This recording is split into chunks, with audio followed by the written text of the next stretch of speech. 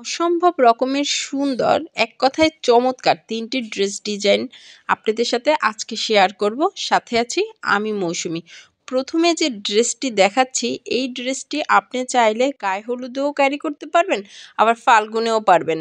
তো এই ড্রেসের সামনের অংশে উপর থেকে নিচ পর্যন্ত চওড়া করে লেজ করে দেয়া আছে এবং লেজের মাঝে ২টা করে বাটন করে দেয় এবং সামনের অংশে ফাড়া, সাইডে পাইপিং করে দেয়া আছে। দেন সবচেয়ে এই ড্রেসটার মেন অংশ হলো হাতা। হাতাটা কিন্তু অসম্ভব রকমের আমার কেন যেন মনে হয় হাতার ডিজাইনটা যদি সুন্দর হয় তাহলে পুরো ড্রেসটার লুকটাই চেঞ্জ হয়ে যায়।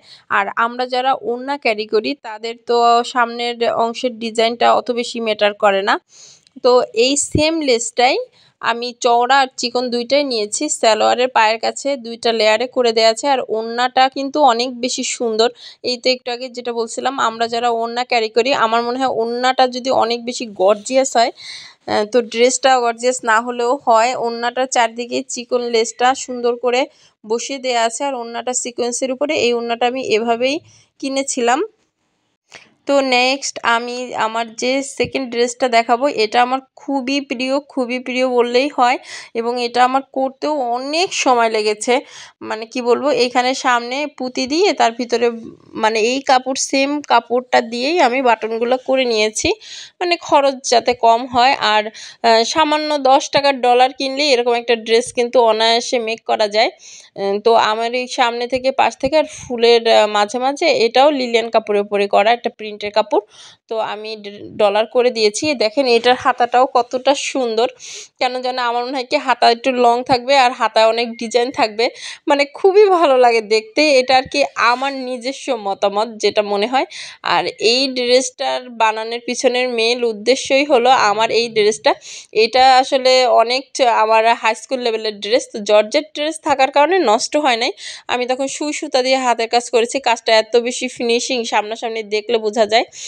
তো ড্রেসটা একেবারে নতুন আছে কিন্তু ফেলে দিতে তো মন চাচ্ছে না। তো এই ড্রেসটাকে কীভাবে মডিফাই করে পরা যায় সেইটা চিন্তা থেকে আমি উপরে কোটিটা পরে মানে তৈরি করে নিয়েছি।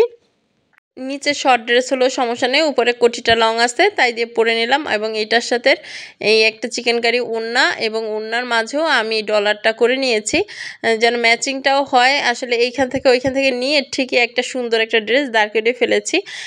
একটু বুদ্ধি খাটিয়ে যদি আমরা ড্রেস পরি ড্রেসটা একটু আনকমনও হয়, দেখতেও সুন্দর লাগে, সবার থেকে ডিফারেন্ট হয়। আর কি বলবো যে নিজের কাছে অনেক ভালো লাগে। তো এইটাই ড্রেসটাও অনেক বেশি সুন্দর, আমার খুবই পছন্দের। এটা একটু লেসটা একটু বেশি টাকাই নিয়েছিল দাম গজটা। তো লাইট কালার তো থাকতেই হয় ড্রেস, কারণ সব অকেশনে সব ড্রেস তো আর পরা যায় না। তো এই ড্রেসের মাঝের এই ছোটো ফুলগুলা এটা আমি হাতেই করে নিয়েছি একটা করে পুঁতি বসিয়ে দিয়ে। এবং দেখেন সারা জামার উপরেই ছোট ছোট পুঁতি 2 কালার সুতা দিয়ে আমি আর কি নিয়েছি গজ কাপড়ের উপরে। সামনাসামনি দেখলো এই ড্রেসটা কিন্তু অসম্ভব রকমের সুন্দর। আর এই তো যে বলেছিলাম হাতাটা চেরি কাপড়ের উপরে করা, একদম ফিটিং। নেটের হাতা কি আসলে ছিঁড়ে যেতে চায়, আর এই একটু ভালো কোয়ালিটির হাতা নিলে কাপড় নিলে খুব ভালো হয় দেখতে। আর এটা সালোয়ারের পায়ের কাছে এই যে চিকন করে সেলাই দেয়া, এটা মোট 8টা লেয়ারে দেয়া, মানে অনেকটা জায়গা নিয়ে উপর থেকে নিচ পর্যন্ত দেখতে বেশ ভালোই লাগে। কারণ 6 ইঞ্চি পায়ের কাছে দেয়া আছে মোহরিতে, মোটামুটি মানে প্যান কাটিং সিস্টেমে, কিন্তু কোমরে আর কি আপনার কুচি দিয়ে সালোয়ার। আর এইটা যে চিকেন কারি একটা